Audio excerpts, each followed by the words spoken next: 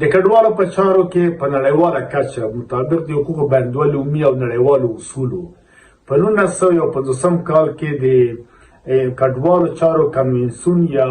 ریفوجی کنونشن په 1950 کال کې په ویانا کې تشکیل شو چې وروسته له هغه نه چې دغه اصول مقرره د کډوالو حق حقوق امتیازات او مطبوع هیواد خصوصا هغه مقیم هیوادونه چې باید د خپلو وګړو سره څنګه چلند کوي سره چلند کوي دلته بیا بل پروتوکول په 1980 کال کې جوړ شو په ټولو هیوادو باندې هغه وخت د هیوادو ومانه لکه پاکستان هم ومانه ځکه پاکستان په 1980 کال د ملل متحد غړیتوب اخیستی و ایران هم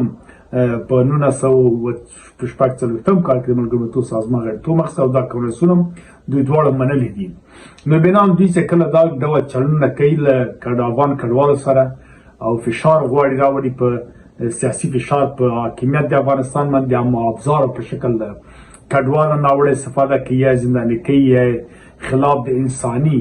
خاطر خلاف د اعلامیه د حقوق بشر د 1940 کال څخه دوی لاسلیک کړی ده او د خلاف د شورای حقوق بشر نړیوال کمیشنري د ملل متحد همداسې یونیسیار چې دلته پیسې ورکوي خلاف عمل کوي دا کاملا نقض د حقوق بشر دي چې غیر بشري کړنو سره کوي علاوه له دې د حقوقو بندولو خصوصي پر بنیاد باندې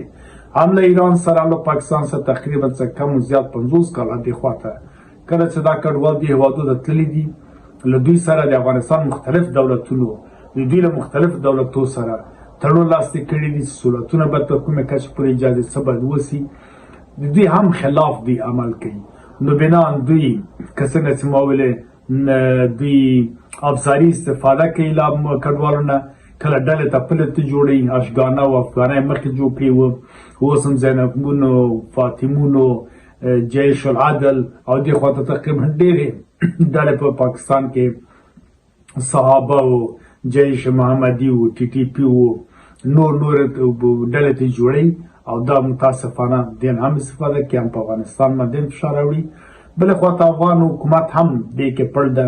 حکومتونه البته اوسنی هم چې دلته به سهولت ایجاد کړي نه دي چې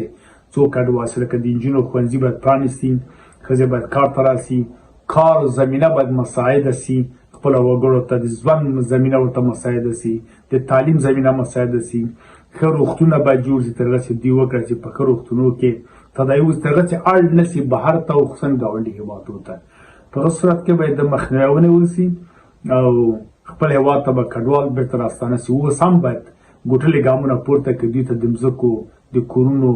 او د نورو کار تحصیل زمینې باید زر ته زره مساعده کړي چې موږ نور دې ته مړ نه سو چې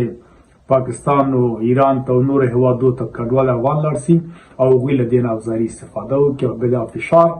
په دولت باندې راوړي په دولت پرې خواستې ومني